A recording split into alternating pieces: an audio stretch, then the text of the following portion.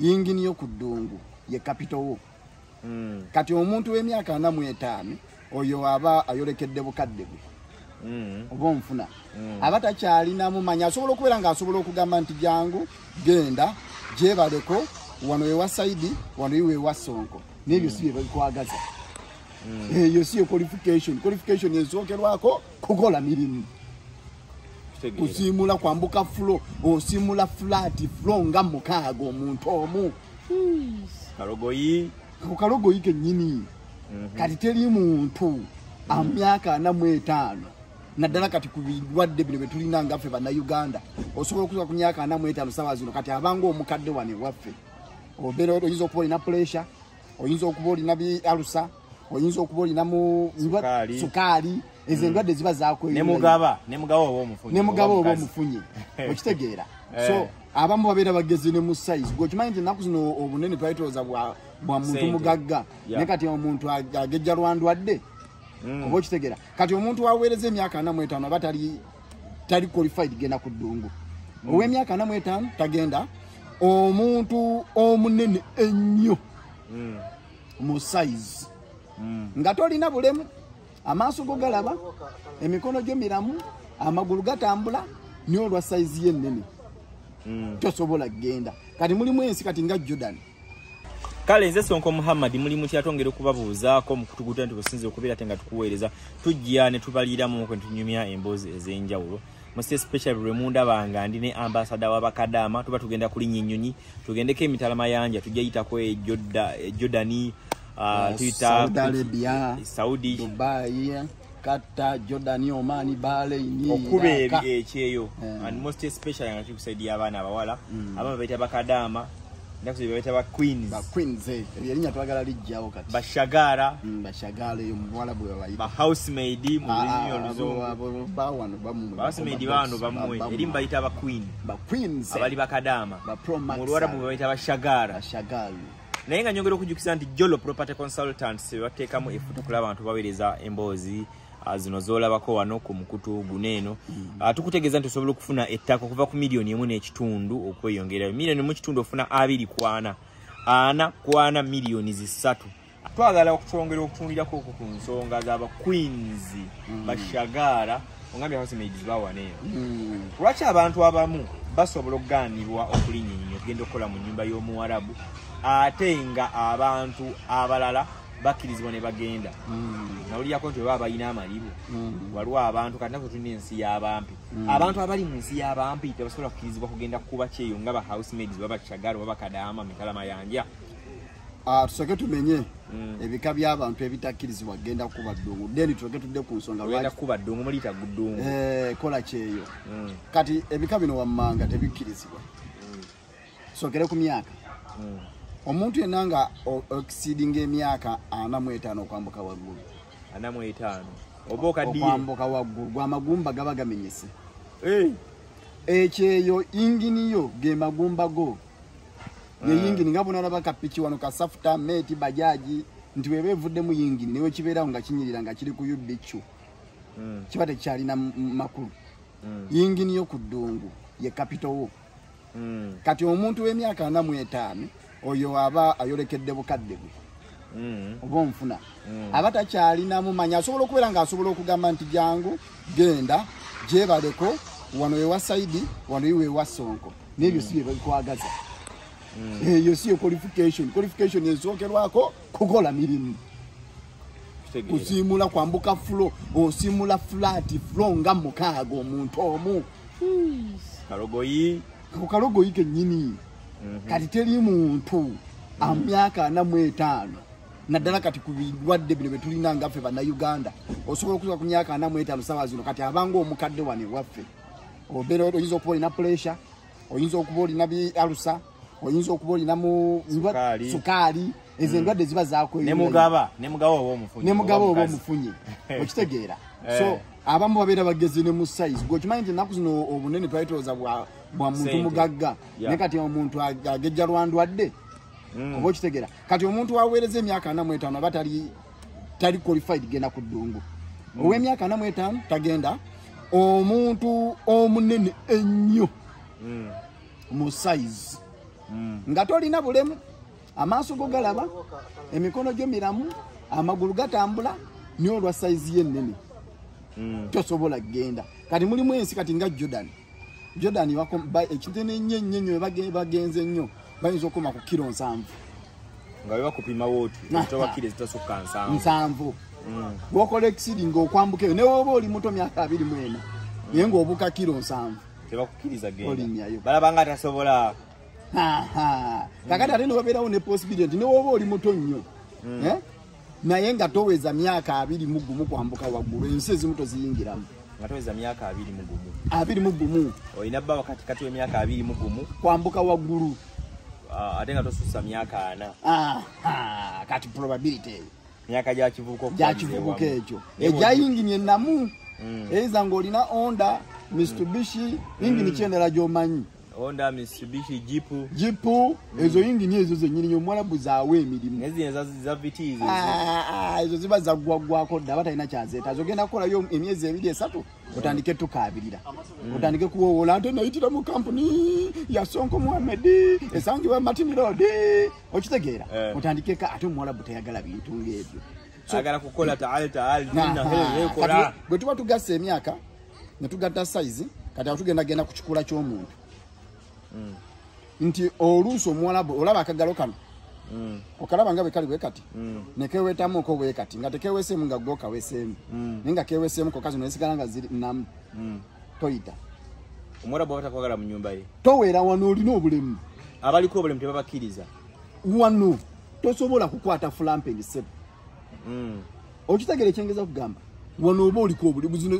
zibe engalo 9 teziwera 10 olwoba oliko obulemu ate bannabuukamu olwala lusobola okukkiriza kuba zo zibasobola okuyiriba naye kasita keefunyamu oko katono bwe kati oba n'ogamba nti kanzibirizeemuko eriiso lino katono libeere muli bweriti nga liri bweriti abagamba yalinako obulemu eriiso lya kitundu oba tokola ki oba toyita baagala body structure nga nnamu kyovola bakutwala mu gisisi ogimanyi bakukebera wenna bakutunuzaamu ekyuma nekikukebera buli kimunga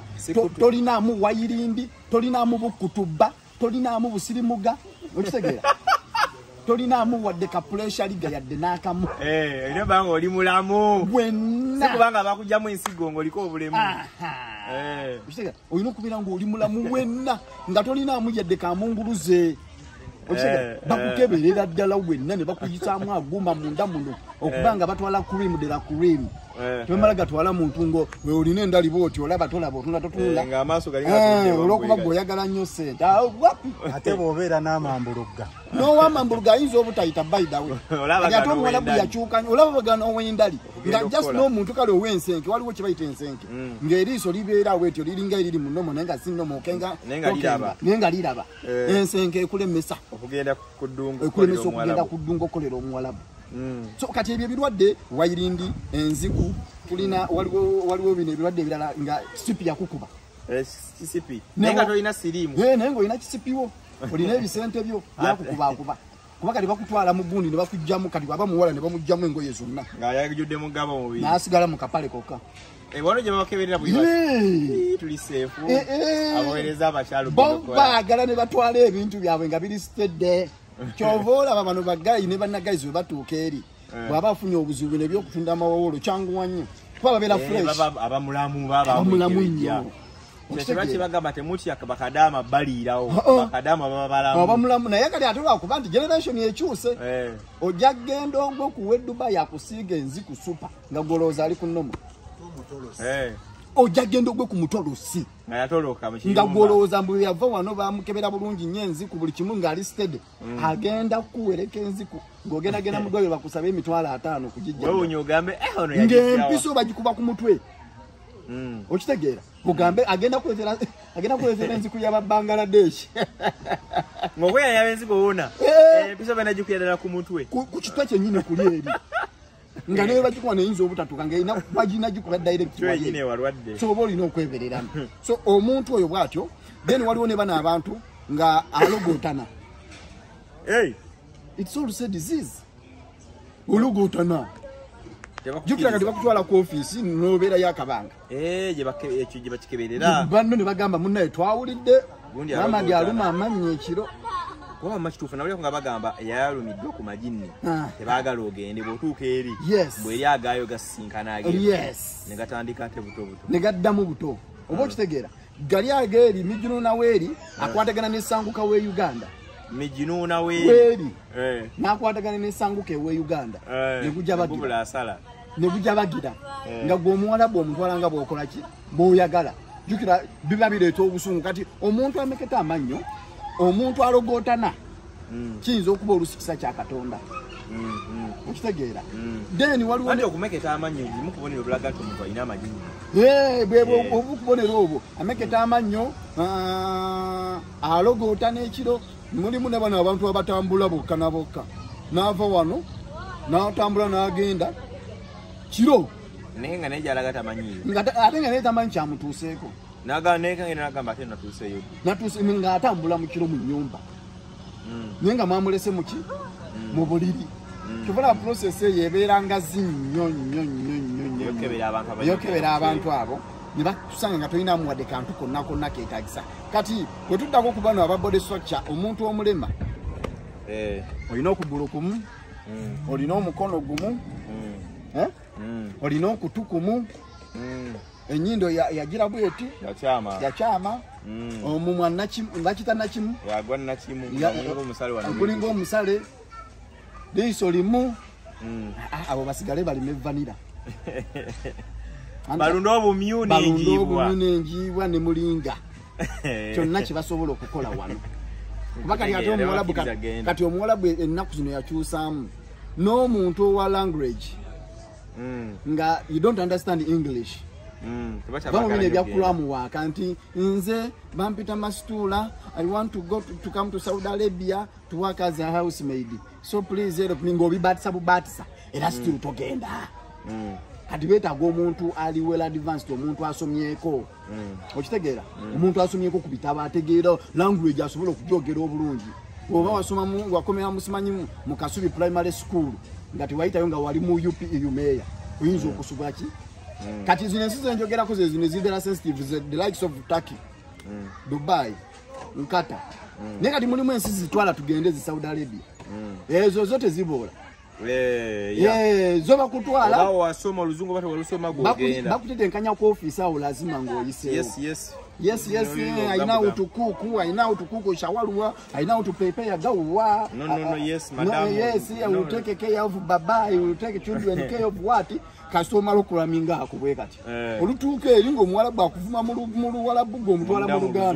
Luganda tomanyira ndeka kumbavu terabala abana mu video nga bayombagana ate omuwalabu otawala naye okuyomba naye mu luwalabu osobola okumalako jukira luliwo olulimi oba tolukulidde munyo kikwetagisa ekitono nnyo emyaka ng'ebiri oba gumu kitundu okuluma stalinga okitegeera kati wakugamba nti gwe nja kukuwa oba mushikira Mijinuna sagalo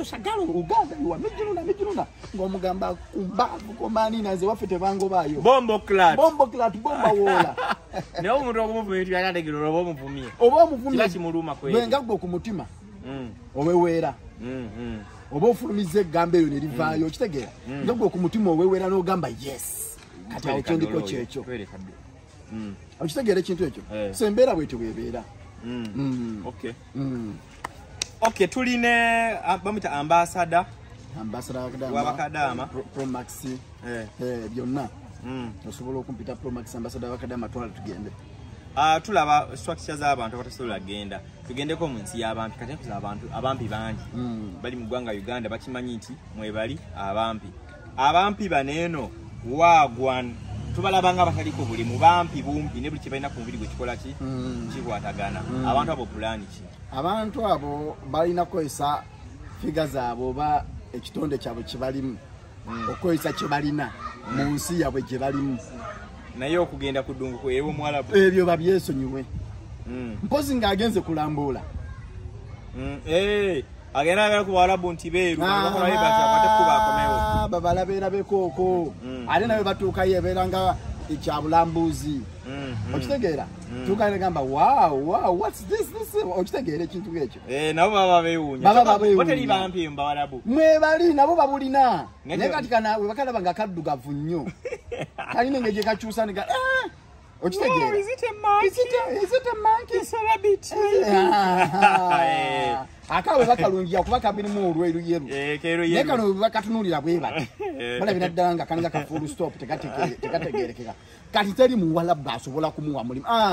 walayi beraitalayi temala bayinza kuwa mu akole mulimu ki kuba nalaba video waliwo omumpi omu yakaabawo ng'asaba obuyambi awanti international people naye nga bantu bagamba funa passport naye totumanyira yeyo kodi gye bakozesa bonna balabonaabona nofuna passport naye nga mbono ddala bayinza omukiriza ogenda okuba ekyo naye nga amanya kubuuza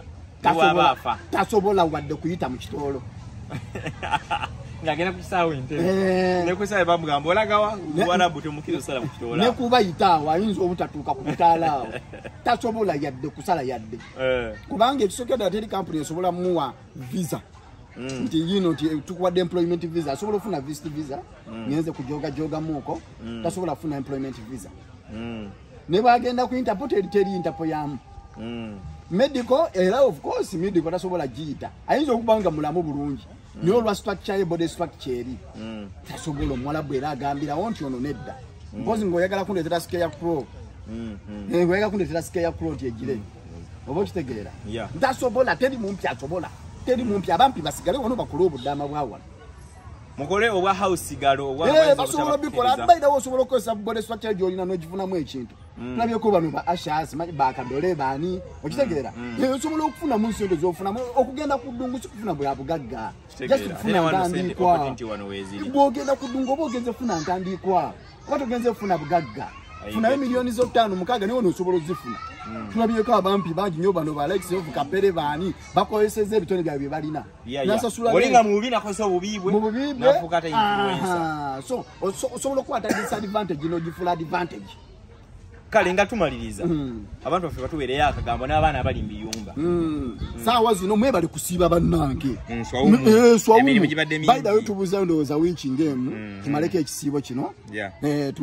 kino mwebale nnyo bakwini mwenna abasibi bannange tubadde mu buzibu nga bwamannyo sulasula yala gawo omanye omuwalabu n'ekyayi omuwalabu n'okukyala balaba edduka abawalabu bakyala nga miliyoni emu ewaka bajja bayitirivu ate olumala okulya omuceere n'enkoko omuceere baguyita balina ennyali baguyita then gundi baguyita enkoko bagiyita dijaji olumala okumalawo omuceere neddijaji waabwe nga babula ng'olwo bagenda ku bugenyi ewalala bakulekera so kati babadde nnyo abaana abo naddala mu kwoza ebintu ebyo gawuwa ebiseera bya futaali ebiseera bya ddaako nga bakolaakola nnyo naye kati obuweweevu bugenze bukola ki buggwayo so mwebale nnyo mwebalire ddala kunyiikira tiimu after lamanzani tubaaniriza bannaye ku airport pickup wetuli awo bampita ambasada bakadama then namwe abagenda tuwagirako mu Jolo Quality Properties Uganda Limited banaye mujje mugule ettaka weeziri ate ng'estates zaffe ziri mu bibuga wakati si wala nnyo n'ekibuga Kampala oba Mukono district okutwaliza tulina mu Ndesema yanga Kalaki n'ebitundu ebirala binnya ate nga kamu kitundu ofuna 2 kumeka 2 miliyoni emu n'ekitundu miliyoni emu n'ekitundu anakwana miliyoni 3 abagala ebyapa weebiri kati sente okusinziira okuziteeka mu chapati okuziteeka mu omwana wa boda agire sente ozikola n'oziteeka mu ttaka akamu ekitundu ako nkulayira gwagenda kuyitawo emyaka egyo oli mu miliyoni 6 oba 7 ettaka likula ettaka teririmba ettaka kyekyobugagga ekyensibo kale nze Sonko Muhammad bagita Jolo Property Consultant si jangu okwatagane ofune poloti ku kibanja mpola kisoboka oyagala miliyoni 3 oyinako 2 emu tujja kugibanja oyagala kyapa kya miliyoni 2 oyinako 15 tujja kuzibanja kale akumata 10 mpeera. Assalamu alaikum warahmatullahi wabarakatuh.